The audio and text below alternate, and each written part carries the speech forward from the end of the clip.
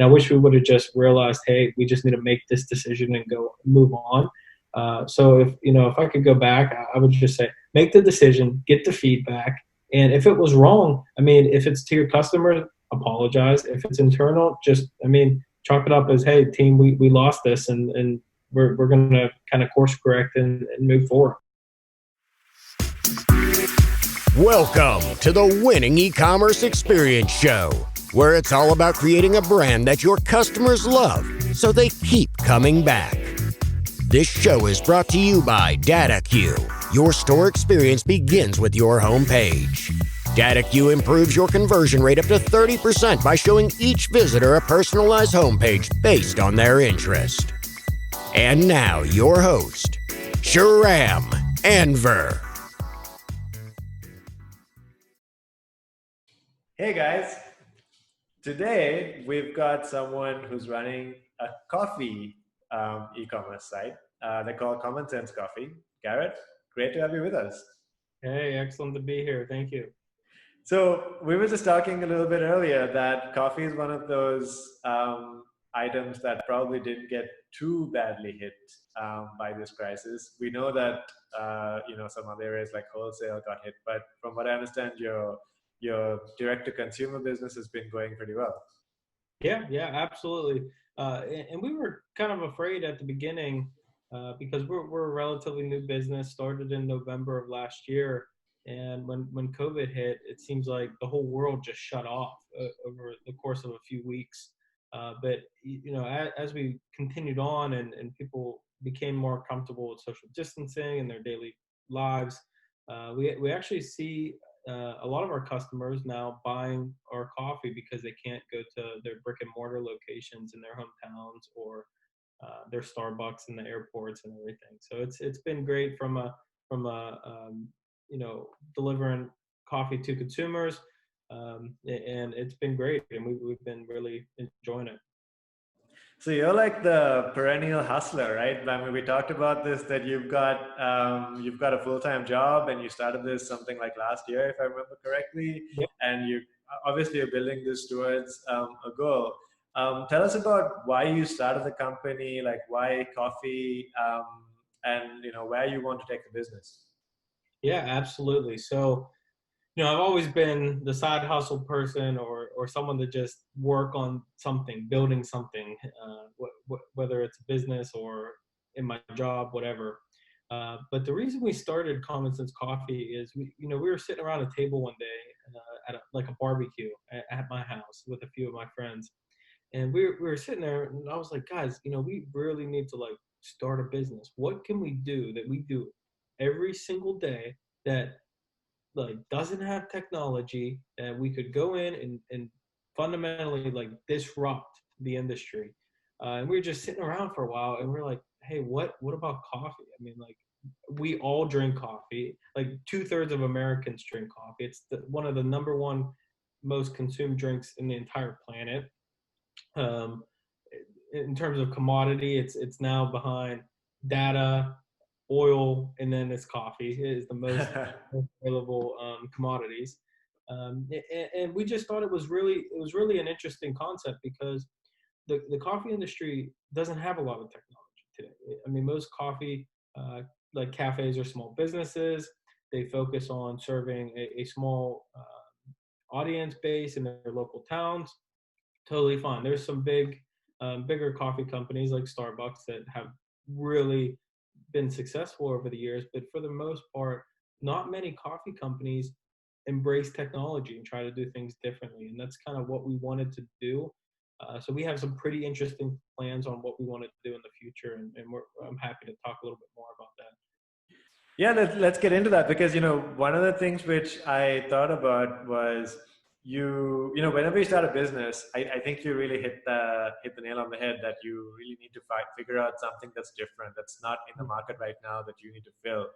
And then the moment that you talked about coffee, I was like, wait a minute, there's so many coffee companies out there. So it sounds like you guys are really going for this sort of technology aspect of it, right? So specifically, what was that? Was it really like down to e-commerce, like so where people could come in and buy coffee easily, or were you thinking beyond that? No, no. So we didn't think e-commerce was new. I mean, there are e-commerce coffee sites out there. What we really think is new is we're getting to that age where the traditional roasting process uses propane and natural gas predominantly.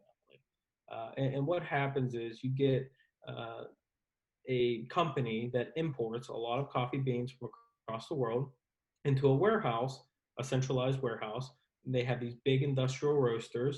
And what they do is they roast the coffee, and then they package it up, and then they distribute it out to all their cafes. That's how it works in a traditional sense.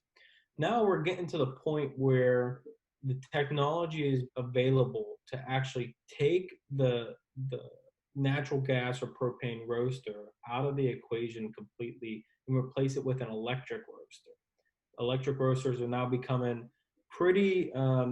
At first, they were only like home base, where you could have like a home base coffee roaster to use electricity. But now you're seeing more commercial sized coffee roasters out there. Like for example, there's a company in Bellwether. We actually are getting one of their coffee roasters um, in Berkeley, California, and they have a coffee roaster. It looks like a refrigerator.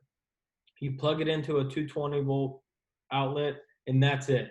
You load it up with coffee beans. It's powered by an iPad. You press a few buttons, and you roast your coffee, and then it actually will dump it into a bucket and let it cool for you. It's all automatic. You have all kinds of analytics, insights, and I mean, best of all, and the biggest reason that a lot of coffee shops don't actually have roasters at their coffee locations is because it's really expensive from a permitting standpoint. You need to induce ventilation, and you have to run natural gas lines, which is really expensive up front. But with an electric And the coffee, safety problem, I guess, right? With and having, yeah. yep, absolutely. But with this Bellwether and some of the other companies out there, you really just plug it in. So what we want to do is we want to bring the coffee roasting experience into the cafe and teach the consumer more about how the coffee is roasted. So that does kind of two things. One, it gives the customer fresher coffee because we don't have to worry about putting it on a truck and taking it to our cafes.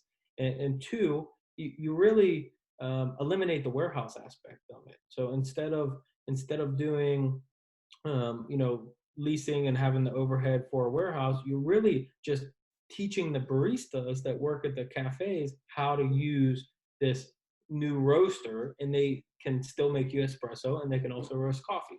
So you're also kind of like taking the coffee roaster out of the equation as well. I mean, they're still kind of necessary with some aspects, but we think that's going to fundamentally shift some of these things. And why we decided to go into e-commerce is because we think that we could build a network of these cafes across the country. We're only focused on US for now, but across the country, where if we get an order from the website, say someone in Pennsylvania, that order can get routed to the nearest cafe that we have in Pennsylvania or close to Pennsylvania, where they could do the e-commerce fulfillment as well. So not only are you doing a normal coffee shop operation, you're also roasting it, and you're also doing the e-commerce fulfillment, all under one umbrella, same rent, and there's not much compromise from a space perspective. Yeah, and I can't help thinking about the environmental impact on this as well, right? Like you're obviously cutting down usage of fossil fuels, and I'm assuming I don't know about the efficiency because I guess with new technology it always needs time to catch up. Mhm. But even with I guess what you just mentioned, the truck, that's a lot of transport costs involved where you have to take the beans to place A, process it, and take it to multiple cafes. And here you're saying, well, just take them straight to cafes. Yeah, absolutely. And that's one of the biggest, the transportation of coffee is one of the biggest emitters of greenhouse gases. It's not just the roasting process. So a lot of the benefit comes from cutting down transportation and also on the roasting side. Now, what's also interesting is we think that we're in a time now where the solar that has been around for decades now, is now becoming more efficient than some of the other alternatives in some locations.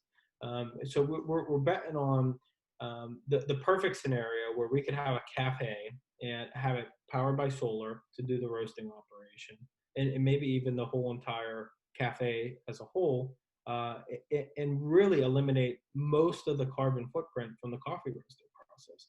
And if we could do this in steps, not all at once, right? We need to make sure the technology is there to be commercially feasible. But we feel that, I mean, this is the future, and the coffee industry is perfect for this because it's so ubiquitous around the world that a coffee roaster in Japan is the same as one in the United States. I mean, it's the same everywhere in terms of how coffee is made. Right. So now let's jump into the topic, which is e-commerce. It sounds like you've got a lot of really great ideas, and one of the, say, pillars of that business plan was to get online and get on e-commerce, and it looks Mhm. like it really saved your butts, quote unquote, for the COVID crisis, because you've Yeah, got a yeah, sales channel absolutely. that's so talk us through how you planned going online, because obviously it's a very different thought process than going to a cafe, right? Like how, we talked about this earlier that you're already like technically inclined, so you know how to code. But from a marketing standpoint, going online, how did you think through it? Yeah, so I've always kind of been exposed to like some aspect of like the marketing, some aspect of the e-commerce. And when we were sitting around, we were like, hey, we don't really have the resources to just kind of go and spend $250,000 or $500,000 to get a cafe up and running.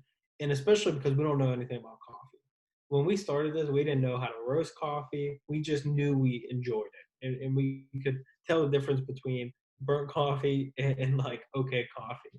And what we did was we just started learning. I mean, we had some familiarity with some of the platforms out there like Squarespace, GoDaddy, Shopify, and we knew that we wanted to have something that could eventually scale, which e-commerce is great for scaling things.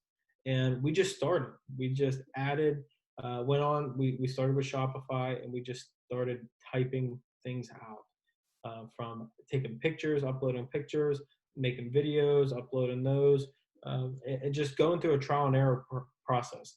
Uh, at the beginning, I was I was on Google and like the Shopify blog and all these other like how-to articles more than I was actually doing anything on the actual platform. But now the learning curve has kind of like flattened out a bit, and we're becoming much more efficient with how we do these changes. So if you could speak to yourself, like, if today's Garrett could speak to last year's Garrett and condense all of those things that you learned, like what are the five most useful things that, you've got from experience wise, that you would love to have known last year? Oh wow! I'm a process guy, so I really love the process of like going through these things and these trial and errors, and then like getting these little quick wins. But if I had to give like some tips, I would say, really, I think people waste a lot of time saying, "Hey, I have to go and I have to pick the best thing." Like, I have to go Google or Microsoft or Amazon, right? I have to pick the best one, or else I'm not going to be competitive. Just pick one. I mean, absolutely. I mean, they're almost the same. Shopify, Squarespace, GoDaddy, they're all almost the same. Just pick one and start. And I think we got tripped up on some really basic decisions that didn't really affect the company long term at the beginning. And I wish we would have just realized, hey, we just need to make this decision and go move on. So if I could go back, I would just say make the decision, get the feedback, and if it was wrong, I mean, if it's to your customers, apologize. If it's internal, just, I mean, chalk it up as, hey, team, we lost this, and we're gonna kind of course correct and move forward. Awesome. I think that makes a lot of sense. I mean, the problem is whenever you start a business, you have all these really big ideas and you want everything to be perfect. So then you get into this paralysis analysis, and instead, just go with it, whatever that feels right. I guess it's like comes down to a bit of a balance, right? Like do a little bit of research, but not too much. But hopefully you get burned enough that you know where not to go, and then you can sort of fail faster. So maybe I think it's a good time to jump into the site. Let's have a look and maybe just talk us through sort of thought process behind it. Let's look at your homepage. Yeah, let's take a look. Let me share here. Okay.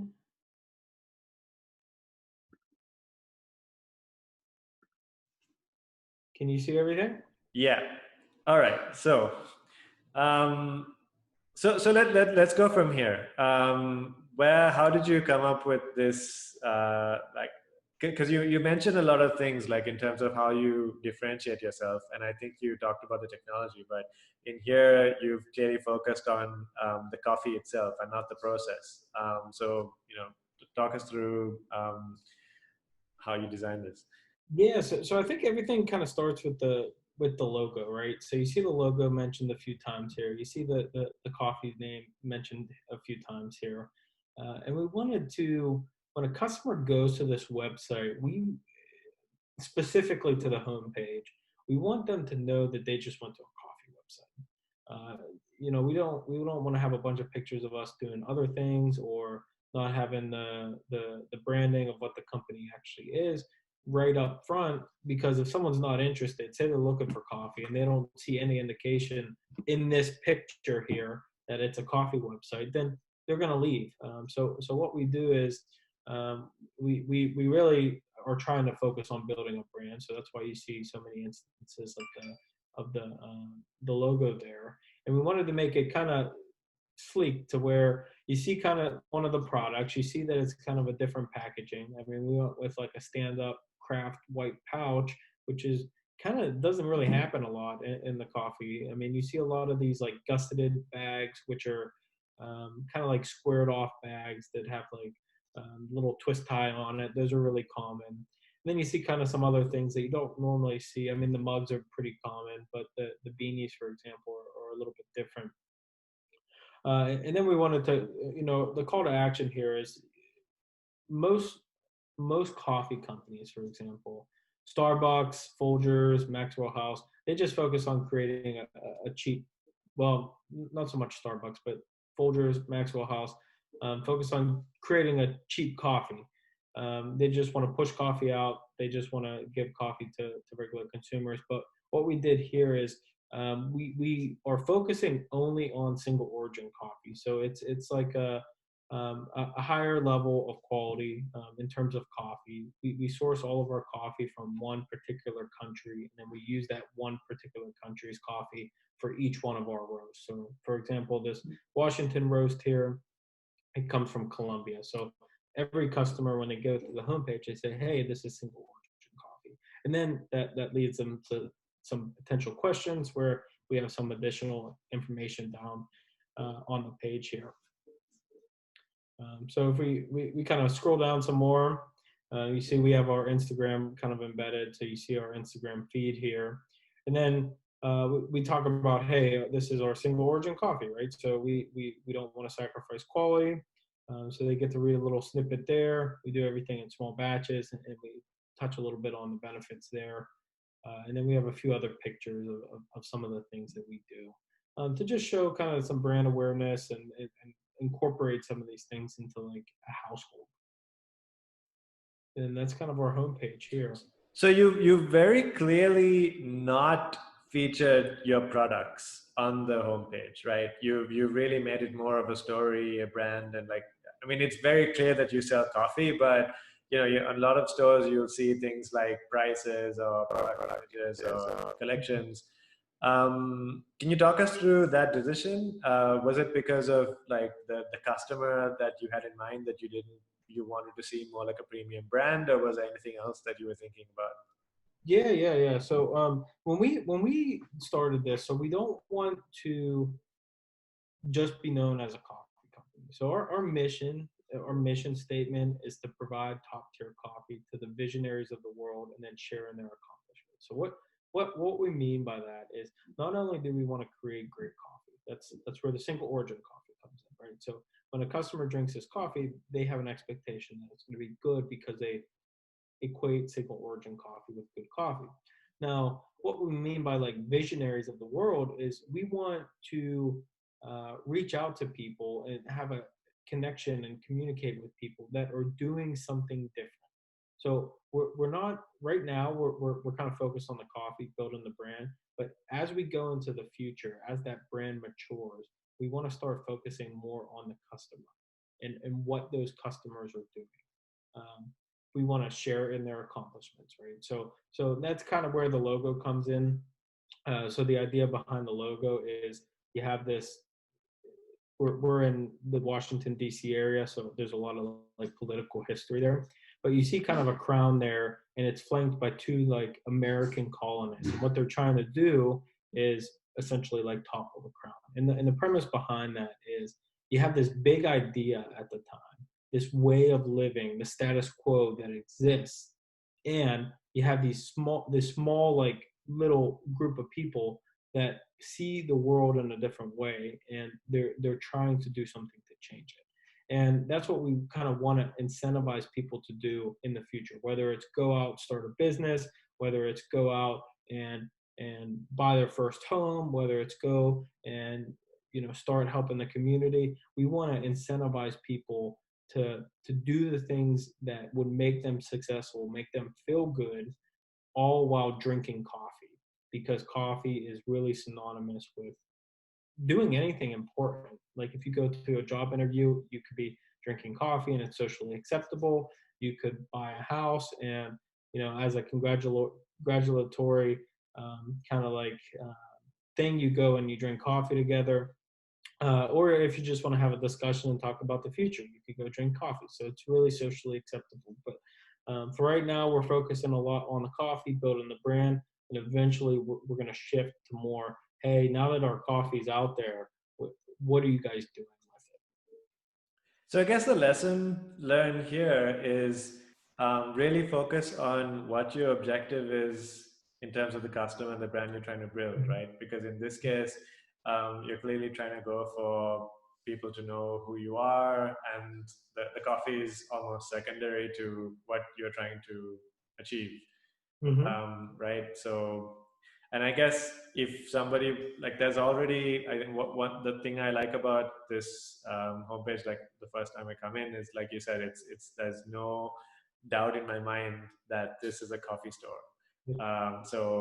And then you've already designed it so that any questions I have in terms of like why is it single origin, how is it premium, you've already answered that. And so I guess what's your preferred, like the way you think about it, like what's that user journey looking like? Do you see them scrolling all the way down, getting to know you, and then coming back up and hitting that button, or like how did you design that? So we actually we see a lot of folks. What they'll do is they'll so we use a tool called Hotjar, and we actually get them. They scroll down a bit, and sometimes when we focus on getting content or traffic to our website, we don't necessarily want them to go to the homepage. Sometimes we get them to go alternative routes, which we could discuss here in a second.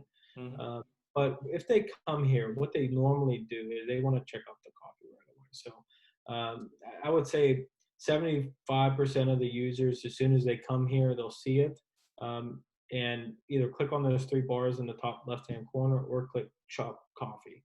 I think that the page is big enough to where someone doesn't know that there's kind of a scroll bar down below, and that's okay. If people want to go and directly shop coffee, we think that's fine.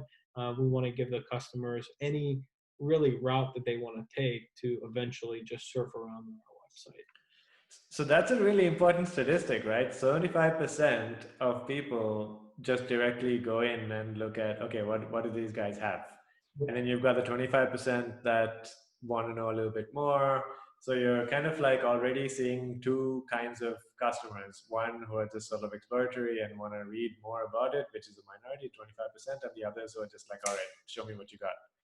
Yep, absolutely. So do you use this kind of analytics to try to understand? I mean, Hotjar's a great example of like the different kinds of customers and some of the objectives they have, so that you design the homepage to try to give something for everybody? Hmm. Yeah, so that's another aspect of differentiation we want to do in terms of technology. I mean, it's nothing new for some other industries like the tech industry or just some other industries that have widely adopted technology. Hmm. But if you take a typical coffee roaster, most of the time they, their websites are either poor or they don't have them at all. So just being that we have a website puts us kind of above average in terms of the other coffee roasters out there. And um, when we kind of let this happen, it's really on the basis of, hey, customers shop in different ways. Let's try to appeal to those different ways. And we see everything. So we are real big on the analytics piece. So like Hotjar, for example, we use HubSpot. HubSpot's like a huge marketing tool that we use, where we get really a lot of insights into interactions on our website, um, and we can follow up and engage with people as they kind of shop and go through that customer journey. Right. I mean, have you guys thought about adding like live chat or anything like that so you can engage with people?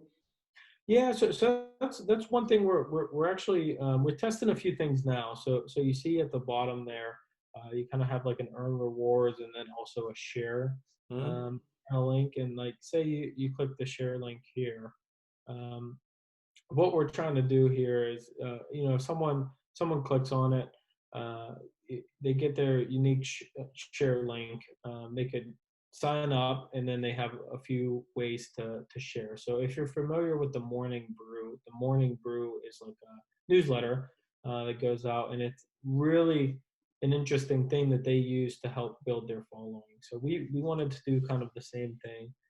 So we have like a reward system in place where it's pretty obtainable to get these rewards. So like if you refer 2 people, we'll send you a logo decal. If you refer 5 people, we'll give you a mug. 7 people, we'll give you a bag of coffee. 10 people, a tumbler. Um, and then 15 people will give you 3 bags. And And then what's a referral? Is that when somebody clicks on the link or if somebody actually buys something from that link? so when somebody actually buys something with that. And what we did to really incentivize people is, hey, if you refer 50 people, we can give you a year's supply of coffee for free. So Wow. it's yeah, so it's a pretty. I mean, it costs the company a few $100s, but if you have 50 people also purchasing, it's not so much.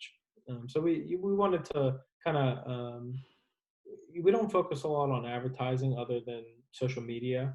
Hmm. So we're trying to create alternative methods to really get people to talk about our brand. And that's from, like we run a free coffee survey, which here I could go into that now. So this is another aspect of our website where we get a lot of people to go to. Um, so we have this survey, Hmm. and every month what we do is we have people just go through the survey. So we start with email address. We use Typeform, just embed the form in here. We ask if anyone has referred them. We ask for their name, and then we give them some questions, a general set of questions that we kind of ask everyone. Hmm. Design of the site. So overall design, what's your thought from 1 to 10? Range of coffees and merchandise, 1 to 10.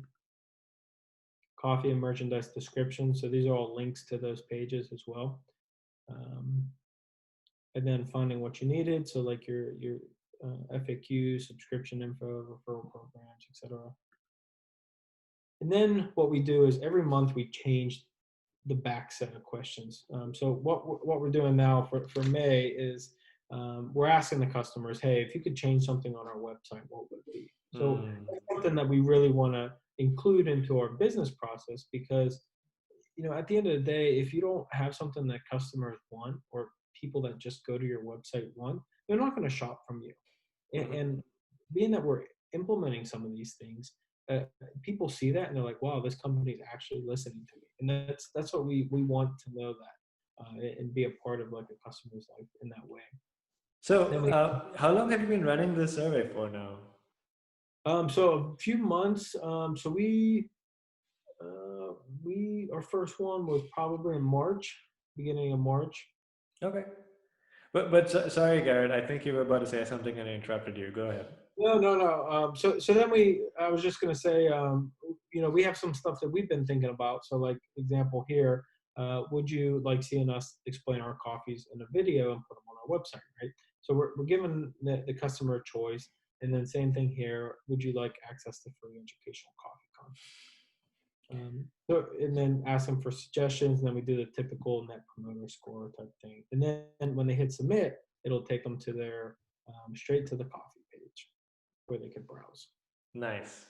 And tell me about what you've done about this feedback. Like, are there things which, in terms of feedback you got, that was surprising that you didn't expect? Uh, Um, So, let's start with so that. yeah, so some of the stuff yes, some of the stuff no. So we understand. So as we were talking about before about just making decisions, Mm-hmm. we understand this site's not perfect, and it's Mm-hmm. never going to be perfect. Every time we update it, it's already obsolete in terms of what we're doing. And that's where we're trying to create a real big feedback loop. So not only are we incentivizing customers to give us our feedback by saying, hey, if you let us know your thoughts, we're going to give you a bag of coffee or some other prize. But it allows us to get their honest feedback. And then we take that feedback. So like, for example, just last month, we knew we had some pretty well, just kind of like okay coffee listing descriptions, right? Mm-hmm. So what we did was we completely rewrote our descriptions. So these are the new descriptions. All the folks we saw a trend where they were like, "Hey, I like your description, but I don't see anything about kind of how the coffee tastes, or a little bit more about the coffee." So we did just that. We added flavor profile, the body, the acidity, where it comes from, the altitude, the processing method, and kind of embedded into um, our little description that we have here. And that was one area where when we sent out the May survey, we said, hey, we're listening to you. And we also send everyone an email. And we say, hey, we're listening to you. We really liked these ideas from this month. And put like, hey, rewrite the product descriptions. That's great. So you're really building a following and an audience who feel like you guys actually care and you're actually making changes based on feedback. Yep, absolutely. And that's what we want. So So has most of the survey feedback been around the product catalog pages, or have you seen anything like maybe even in the homepage have people said, or in the buying process, or is it usually on the product page? so it's from when we ran it seemed to be more focused on the product. Hmm. As we continue this, we're refining the process now to where we'll continue adding those four like baseline questions of those 1 through 10 scaled, and the reason for that is to see the trends over time. Hmm. As the sample size increases, we'll be able to see if we're getting better. And then the next four questions uh, are on, hey, specific things that we've either learned from best practices by doing research, or have been talking to people and they recommend, or by looking externally to seeing what some other folks are doing.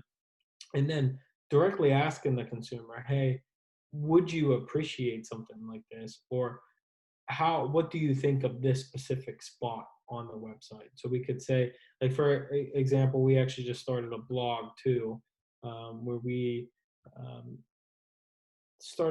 we're going to be publishing work all the time. Right. So like, here's an example of one that we did.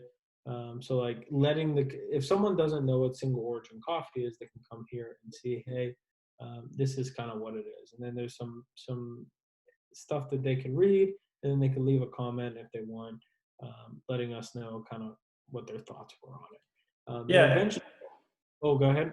No, go ahead. Go ahead. And I was just going to say, eventually the people appreciate getting educated by a brand, like a company that actually takes the time to put in some educational content to actually teach people things.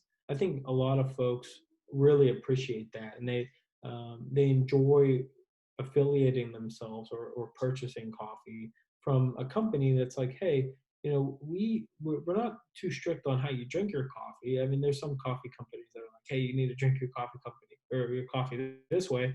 But with this, we're just saying, hey, there's so many ways to do it. We just want to give you a little bit more of insight onto what we're thinking and kind of like some best practices as well.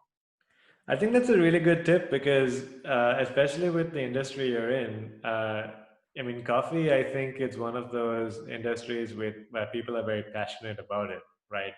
And so, and just coming back to this point about educating people, the moment you make a statement like premium single origin coffee, you either are somebody who totally gets it or someone who's like, I've never heard of that term. What is it?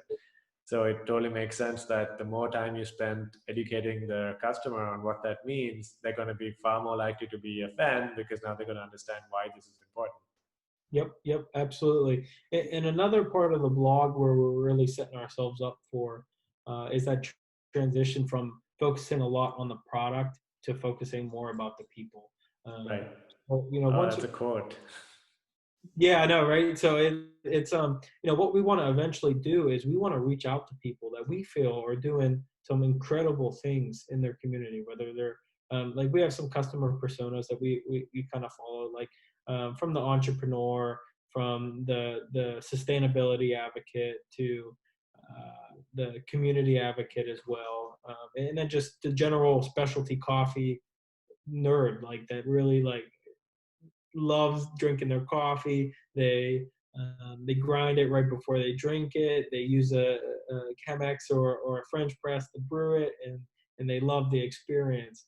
We want to kind of appeal to all of those folks, and eventually, what we want to do is we want to kind of profile some of those people that are doing something interesting, whether it's starting a business or helping out their community or just having a job where they have an impact. Like say some of the healthcare workers right now, right? They're having a huge impact and uh, they're doing something that really has never been done before, and that's really what we want to focus on. They're getting outside of their comfort zone. They're doing something to make the world better, and we want to share that information about that person with the rest of our community. So that blog is going to be kind of the starting point for that, and then we'll also kind of branch off and start doing some podcast work as well. And really, I guess all of this is, when you're saying things like don't talk about the product, talk about the people, the customer, I guess that's the way you do business now, right? And it's becoming even more so where you really need to find something to let your customers connect with you. Like it's a lot deeper than just saying, hey, here's this product, it's $5 or $10 or whatever it is. It's much more than that. People want to know that I think people are now more than ever associating themselves with the brand that they buy from. Yeah, absolutely, and that's where we feel could be a point of differentiation. And one thing that we all feel passionate about as well. And if you have a company that a consumer generally appreciates with some of the things you're doing, they're going to be, they may be inclined to purchase and become a daily consumer of just because of some of the values that the company kind of preaches. Yeah, and then you get the word of mouth effect as well, right? Where you've already incentivized it for the referrals, but hopefully you'll get some just offline referrals too. So I think this is a really solid segment already, especially on how you guys have done a really good job of getting like growing a sort of a passionate audience to come in and then give and make them feel like they're heard, to make sure that their website buying experience is as the best that you guys can do. And I think just linking back to your first piece of advice, that you'll never have anything perfect, so don't try to make it perfect, just keep learning and making it better. Let's jump into the checkout of the buying process. Maybe just like you don't have to put your credit card details in, but like let's just maybe just see what that looks like. Like what does Yeah. a visitor see? Like they go to coffee, they click on a product. So we actually, I just spent about a month and a half where So I also go to school too. I'm doing a master's in IT at the University of Virginia, and one of my projects for that class or for that degree was to do a digital transformation. So my team and I, we picked Common Sense Coffee, and what we did was we did a point of sale digital transformation. So what we want to do is we want to make the point of sale experience, so all the way from when a customer goes to the checkout process, all the way through to the checkout confirmation page. How do we make that better? How do we eliminate some of the pain points? So we really have identified some really interesting areas, like just right off the bat. So this site is pretty good from a mobile perspective, where you see the coffee right away, and then you scroll down and you see the pricing, right? And then you start to dive into the description, and then you can scroll down all the way, see another picture, you see some reviews, and then you may also like kind of area. And that's the general coffee listing here. What we want to do, and we're working on this now, is incorporate a little bit more kind of like lifestyle pictures of, hey, not just the coffee, but the coffee and something else to put on the description page. But we have two areas, right? So we could do a one-time purchase or subscribe and save. So say for right now, we'll subscribe or do a one-time purchase, and you have some general things. You can get whole bean, the sizing, the quantity, and then you'll go up to your cart, and then you have your cart here on the left-hand side or on the right-hand side. And then you get checkout. So right now we feel that's too many steps. You're clicking top right to go to your cart, then you're clicking go to cart, and then you have like this other page, it's like checkout, right? Why would you do 3 steps? So we're working on shortening that. Then you just go to the checkout page here.